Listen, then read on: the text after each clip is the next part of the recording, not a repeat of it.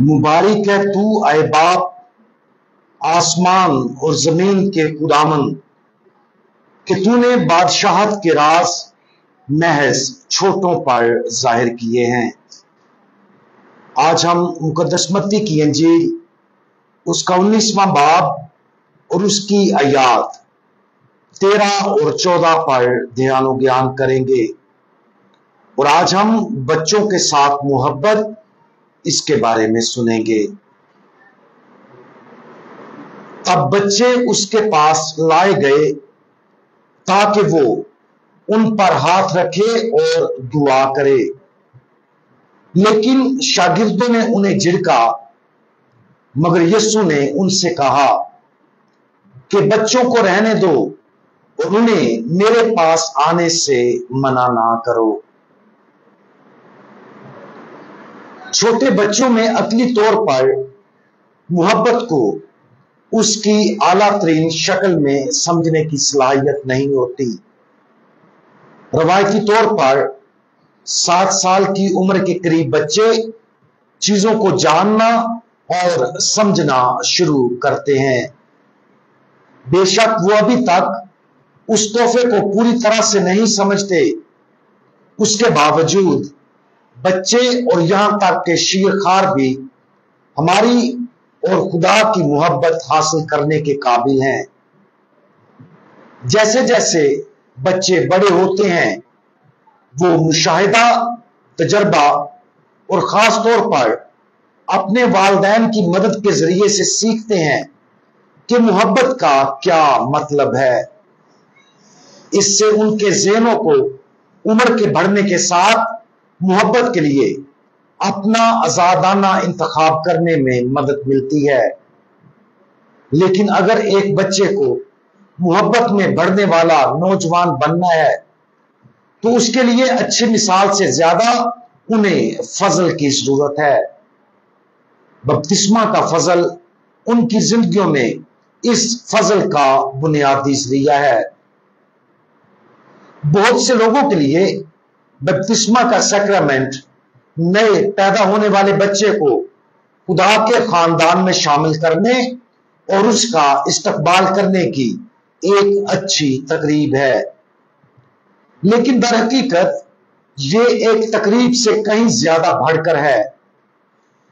Catholic कलीसिया की कैटेकिज्म बयान करती है कि बपतिस्मा एक अनमिट निशान अता करता है। जो बपतिस्मा इस्तेकाम और पाखिदमत बशमूल फजल साक्रामेंटी करदार या मोहर अता करते हैं, जिसके जरिए मसीही मसीह की कहानत में शरीक होते और अपनी मुख्तलिफ हैसियतों और मनसूबों के मुताबिक कलीसिया के रुकन बन जाते हैं। मसीह और कलीसिया की हैयत जो रूह कुदस के बायस बनती है, ये लाजवाल है। हर मसीह के लिए फजल, मुस्बत इजहार, वादा और इलाही तहफ़्फ़ुज़ की ज़मानत, इलाही परस्तश की और कलीसिया की खिदमत की बुलाहट दाइमन कायम रहती है। लिहाजा इन सैक्रामेंटों को कभी दोहराया नहीं जा सकता। दूसरे अल्फाज में बपतिस्मा किसी रूह को एक ऐसा तोहफा देता है जो कभी खत्म नहीं हो सकता, और यह तोहफा फजल का एक जारी रहने वाला जरिया बन जाता है। और जब एक शीरखार बच्चा बपतिस्मा लेता है तो ऐसा लगता है जैसे ऊपर बयान करदा अंजील मुकद्दस का यह हवाला उस शख्स में जिंदगी भर कायम रहता है।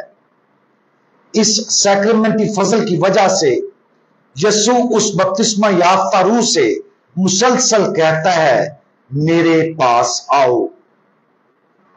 बपतिस्मा के फजल के साथ हमें ना सिर्फ बच्चों बल्कि खुदा के हर बेटे और बेटी को खुदावंद यीशु मसीह की पैरवी और तकलीद करते हुए खुशामदीद और कबूल करना चाहिए। अगरचे शागिर्दों ने शुरू में बच्चों को खुदावंद यीशु मसीह के पास आने से रोकने की कोशिश की, लेकिन हमें ऐसा नहीं करना चाहिए। हमें ये समझना चाहिए कि हमारी इंसानी फितरत के अंदर एक हकीकी आजमाइश है जो दूसरों को खुदा के पास आने और उसके साथ मोहब्बत से रोकती है।